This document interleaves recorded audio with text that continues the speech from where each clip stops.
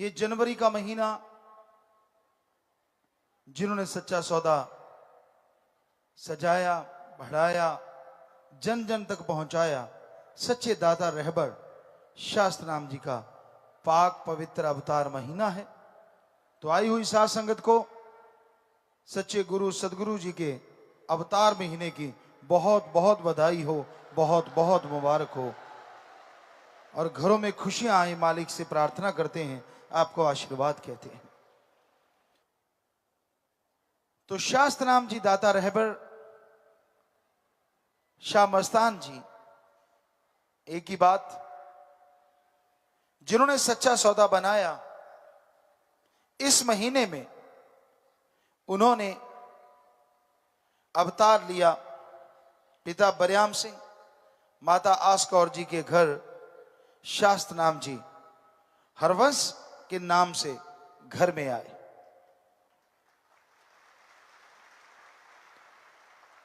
बचपन में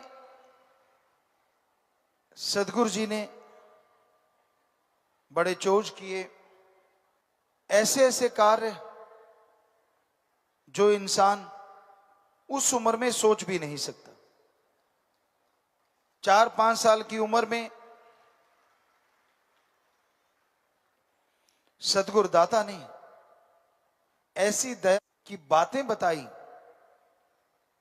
जिससे साफ जाहिर होता कि हां, ये आम इंसान नहीं, जरूर मालिक के भेजे संत पीर पैगंबर है।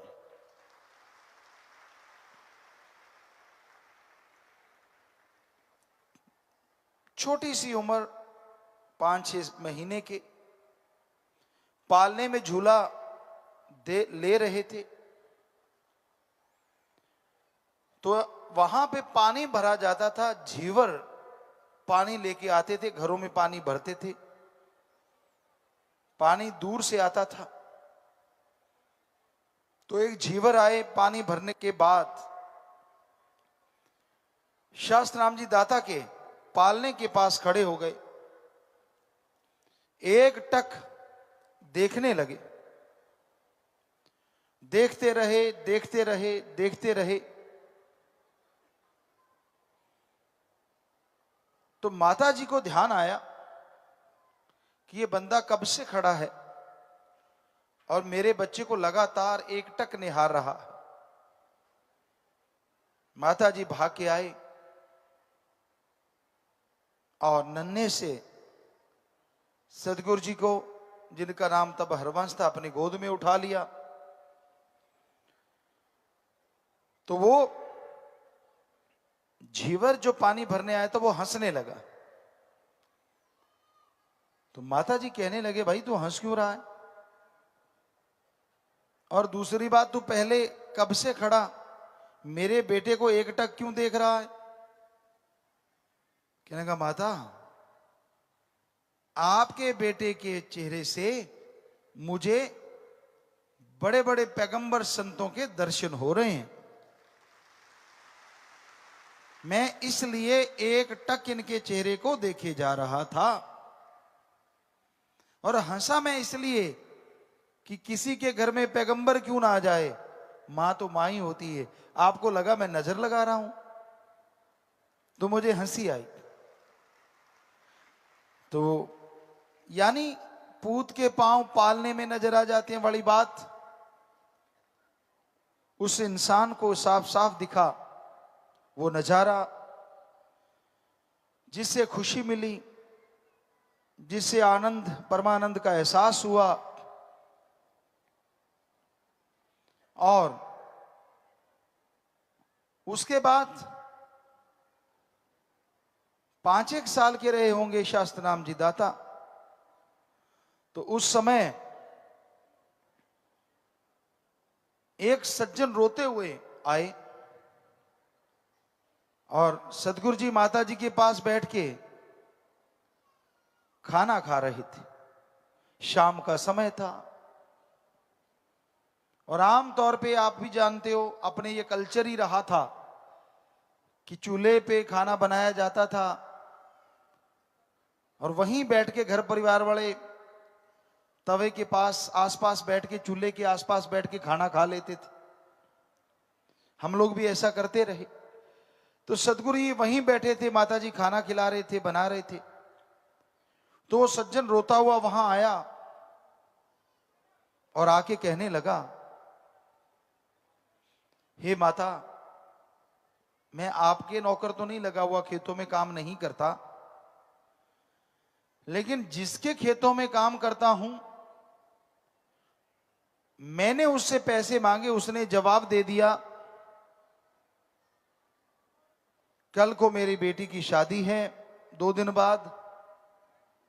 उसने जवाब दे दिया अब मैं शादी का इंतजाम कैसे करूंगा। तो माता जी कहने लगे, भाई तुझे पैसा कितना चाहिए? कहने लगा, जी 50 रुपए 100 रुपए मिल जाए तो बहुत। उस समय इन रुपयों की बहुत कीमत हुआ करती थी। वैसे आजकल भी इनकी कीमत दोबारा बढ़ गई है।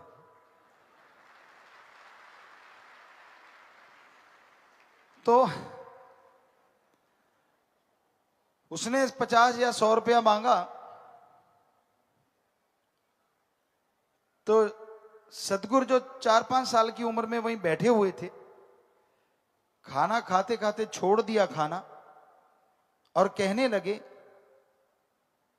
हे माता, ये 100 रुपया मांग रहा है, इसे 200 रुपया दे दो और इससे वापिस ना लेना। ये सोच लेना आपने मेरी बहन की शादी की है।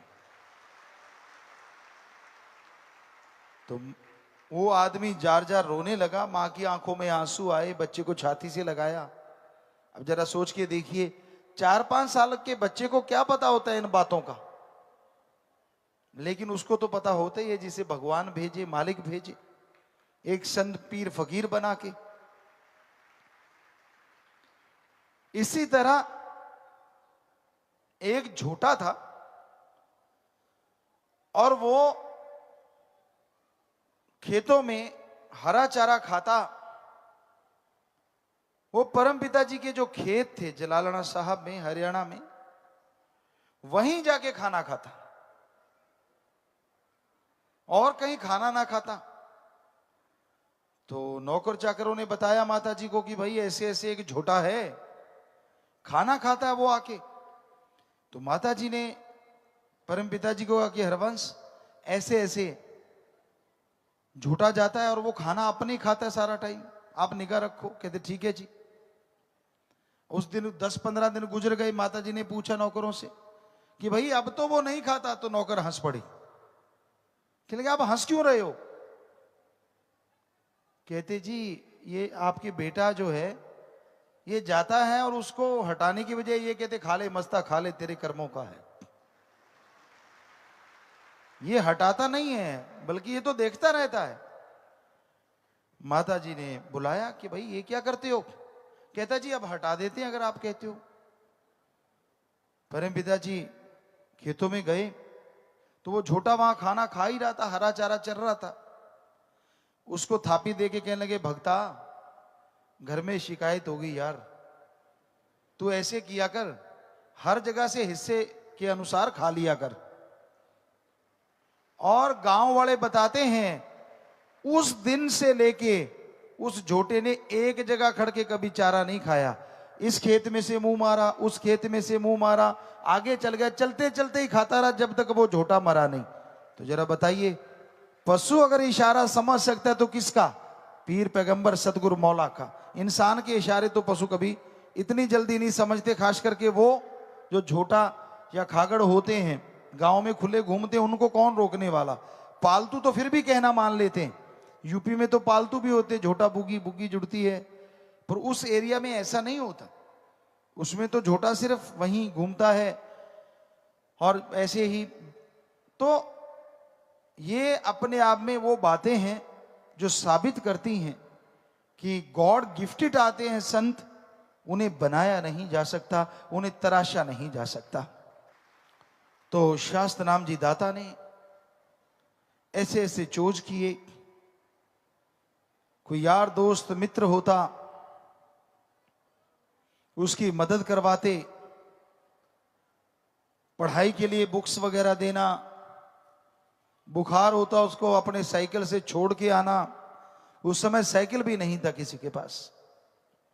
माता आस कौर जी, पिता बरियाम सिंह जी के घर ये रबी जोत आई, और ऐसी जिसने पूरी दुनिया को एक रास्ता बताया, एक राह दिखाया।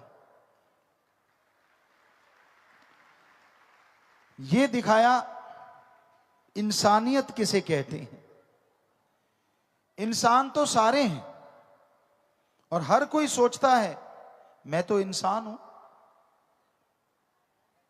इंसान असल में वो होता है जो इंसानियत के कारनामे करता है। अब मनुष्य तो सारे हैं, संभ्य मनु शत्रुपा की औलाद, पर वो उसमें अच्छे मनुष्य वास्तव में जो इंसान बनते हैं वो बहुत कम लोग हैं।